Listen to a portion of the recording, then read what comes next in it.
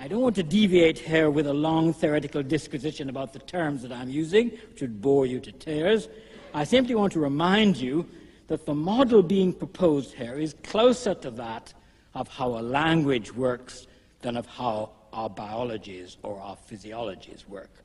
That race is more like a language than it is like the way in which we are biologically constituted. You may think that's an absurd and ridiculous thing to say. You may even now be surreptitiously glancing around the room just to make sure that, your visual appearances are in full working order. I assure you they are. People do look rather peculiar. Some of them are brown, some of them are quite black. Some of you are pretty brown, some of you are really disgustingly pink in the current light. But there's nothing wrong with your appearances, but I want to insist to you that nevertheless, the argument I want to make to you is that race works like a language. And signifiers refer to the systems and concepts of the classification of a culture, to its making meaning practices. And those things gain their meaning not because of what they contain in their essence, but in the shifting relations of difference which they establish with other concepts and ideas in a signifying field.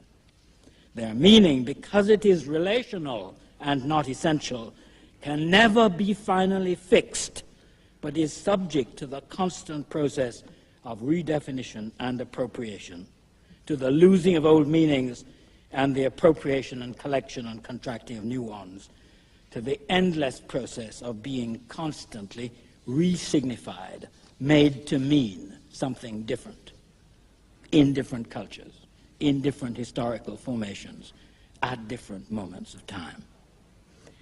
The meaning of a signifier can never be finally or transhistorically fixed.